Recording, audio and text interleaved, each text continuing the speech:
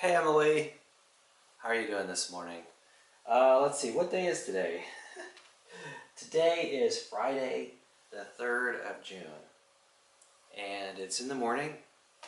Just had breakfast, and I'm raring to go to work, I guess. Today's Friday, and so I'm looking forward to it being my last day. This weekend I can catch up on housework and laundry and dishes and things like that, and do more planning in my day. Instead of just being at work all day, right? Doing stuff for other people. Today I was thinking that I'd talk a little bit about the virtue of courage. You know, courage and bravery are really important to life satisfaction. And we have all been courageous and brave. We all perform acts of courage in our lives, whether we think we do or not. Every day, I think we do brave acts. Anytime we ask for something, anytime we say the words or the phrase "I want," that making a request like that to another person is an act of courage, because we don't know how they will respond to our wants. They might say no. And that response, well, it might be a painful response, if it's no. It might even be painful if it's a yes. But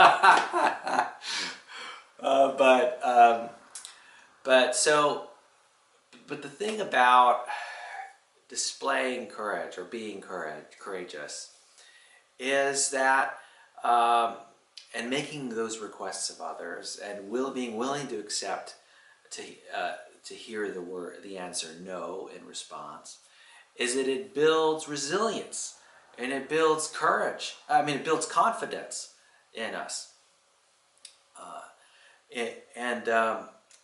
Having a person with resilience and confidence, well, they fare better in the world. They know they can take it, so to speak. They know that they can deal with the consequences of a no answer, and it's important to develop your resilience and confidence over time and throughout your life. And as you grow older, you'll hear no a lot more often. And so, as a result, you become more courageous and more brave. So that's something you get to look forward to as you grow up and become older. You get really brave and really courageous. And I know this just through life experience. You start caring less about other people's no's, and so it's really nice not having to worry about that. So I've got a challenge for you today, and it's a challenge that I'm going to try to perform as well.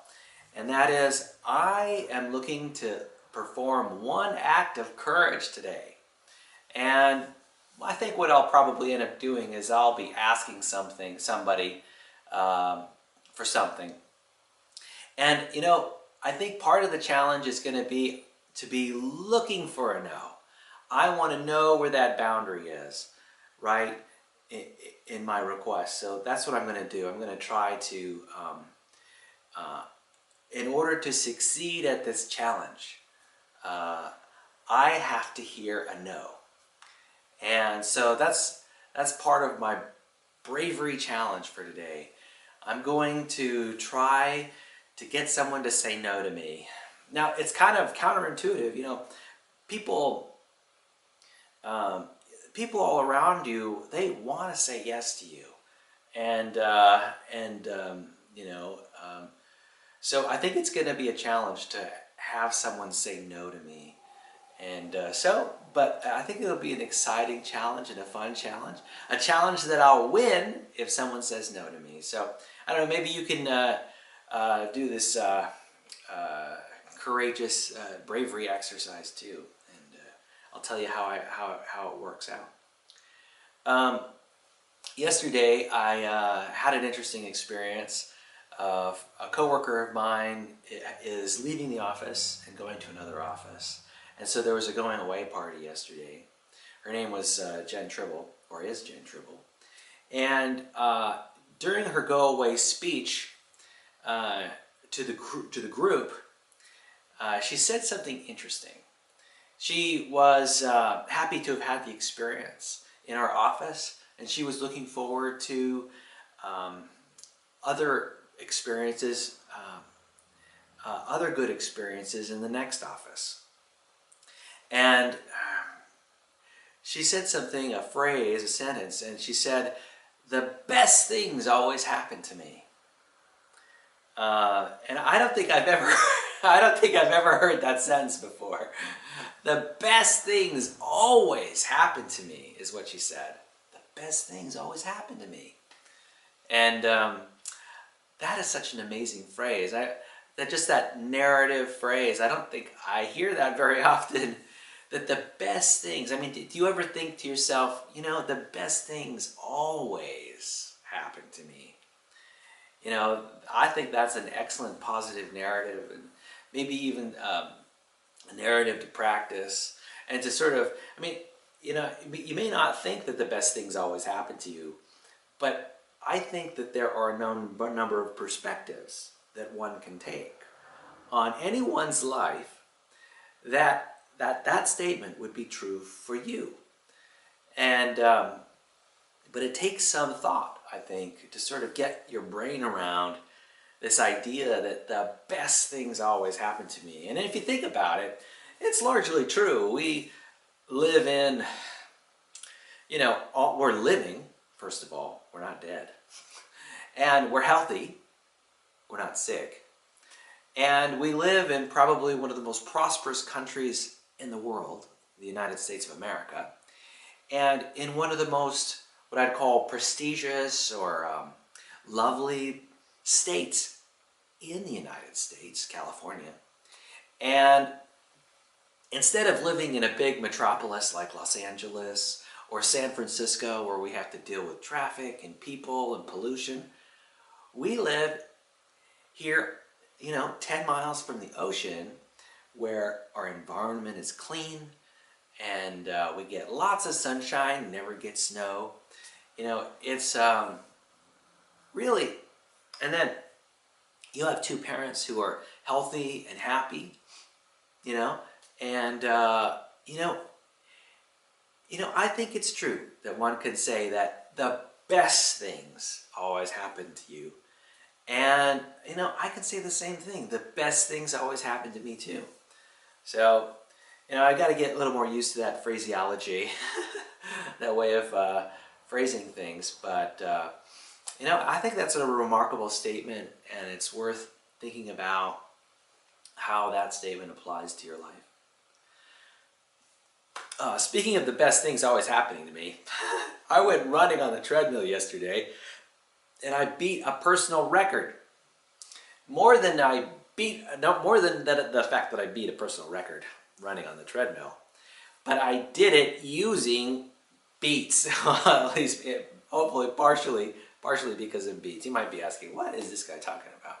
Well, you might know that beets are a root vegetable, and they've got lots of nitrates in them, or NO, and apparently when people eat beets, they are more enduring through exercise, and they're not necessarily faster or stronger, but they have greater endurance. They use less oxygen as they exercise. And I tried out an experiment. I ate some beets a few hours before I went exercising, and I ended up with a personal record. So that was pretty exciting, and it gives me more reason to eat more beets. And you know, I don't mind beets at all. I just have to worry about beet juice dripping on my clothes, and so if I can get beyond that, I'm good to go. I wanted to mention something. I picked up a gift for you, and I figured I'd share it with you in advance on this video. Here it is. I picked up some animal ears. Now, for some reason, I think these animal ears are super duper cute. I think they're like cat ears or cougar ears or tiger ears. Yeah, I think they're tiger ears, and they're just so beautiful. When I first saw them, I thought of you, and I had to have them, and I can't wait to send them to you.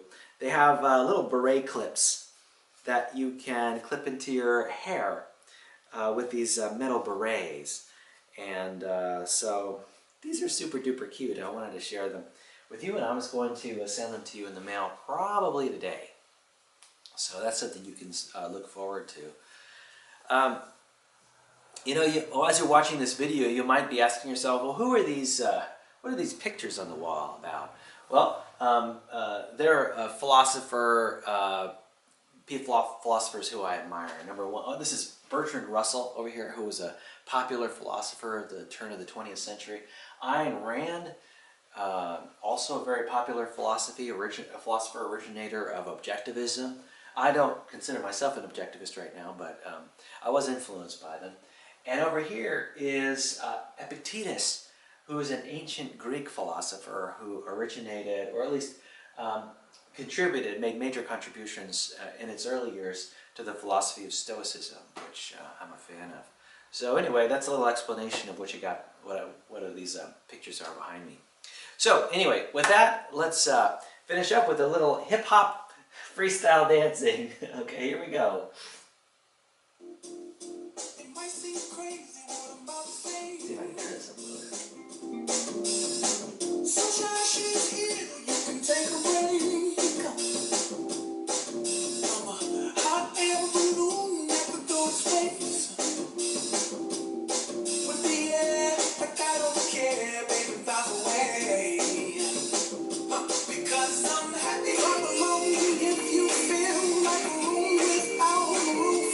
Because I'm happy, I'm alone if you feel like happiness is the truth. Because I'm happy, I'm alone if you know what happiness is to you. Because I'm happy, I'm alone if you feel like that's what you want to do. Here come bad news, talking this and that. Give me all you got, don't hold back.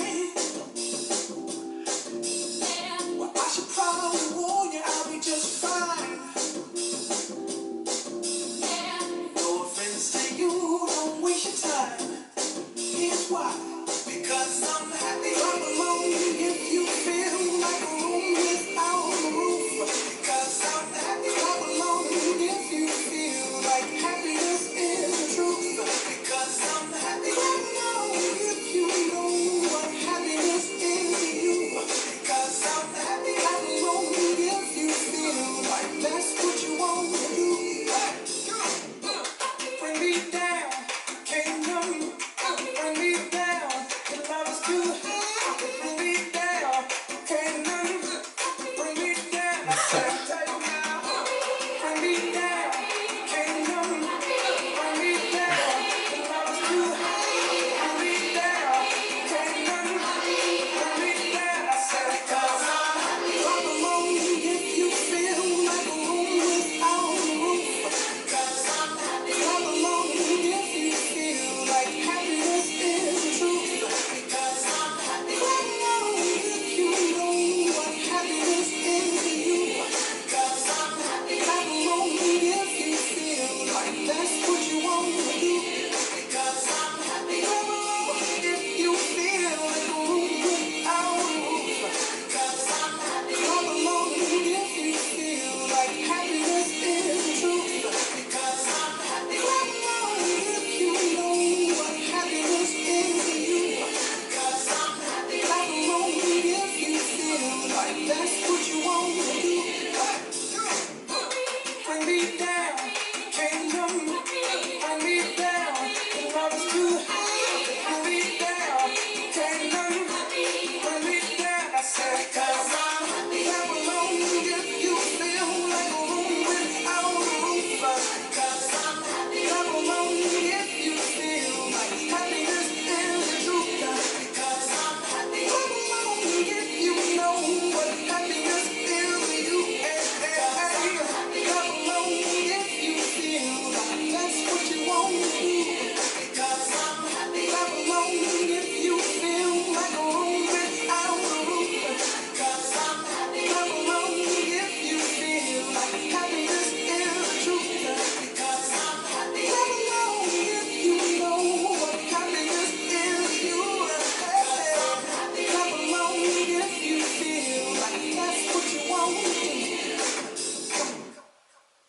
Okay, there we go. There's Happy by Farrell. Anyway, I hope you have a fantastic day today. I know your last day of school is coming up on June 9th. And so after that, freedom for you. So the beginning of summer vacation. So I really feel happy you've completed your grade level, and you're probably looking forward to a great summer. Anyway, in closing, I just wanted to say that I love you. I wish you the best, and all I want to do is make your life more wonderful. Have a great one.